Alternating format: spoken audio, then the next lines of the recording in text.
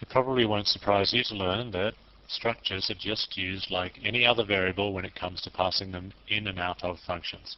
Let's have a look at that. Just like any other variable, if you wanted to create yourself a function called print_emp, which would be short for print employee, you could pass it an employee, just like that, emp1, and it would hopefully print it out. What would the definition of print_emp actually look like? Let's have a look. Print_emp might look like this. Obviously it has to take an employee as a parameter. So inside the round brackets you put struct employee.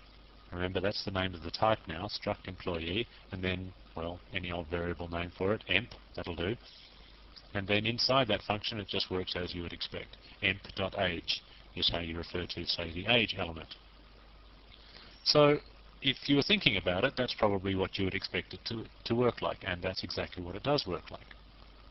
Similarly, functions can return structures. In other words, you could have a function called readEmp, which could have as its return value a structure.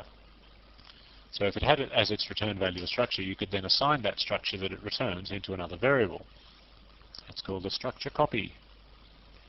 So you create a variable called emp1, and then you can assign the value that is returned by the readEmp function into emp1. What would readEmp look like?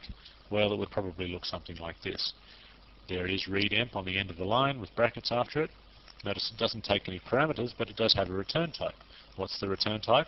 Well, the return type, instead of being int or float, it's struct employee. That's the return type. So obviously that's going to have its own little local variable called emp, which I haven't actually shown in the slide, but you can assume that it'll be there, struct employee emp inside the readEmp function.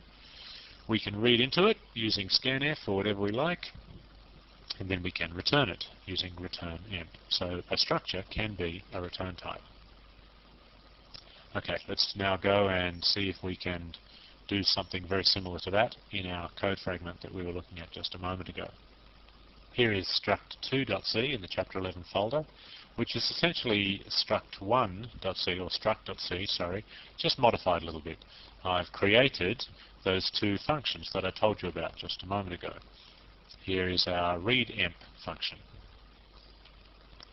which, notice it has a return type of struct employee. The very first thing that it does is it creates a little local variable called struct employee. So this is a structure. It has a name, address, and age, and a salary all embedded within it. Then we ask them for the age. We won't bother asking for the rest. I'm sure you can extrapolate and figure out how those are going to look. And then when that's done, we return the entire employee, age and all, even the name, address, and salary that haven't actually been read in yet. That won't matter if we don't actually try and use them. And then printEmp is actually a lot easier. We pass it in a parameter, which is a struct employee. We call that emp.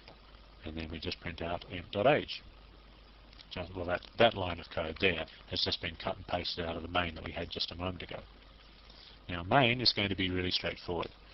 We will read the details, or we'll just read the age, of course, into our employee, pass that back from readEmp, and store it in emp1. Then we will copy the entire structure of emp1, this is a structure copy, and put it into emp2.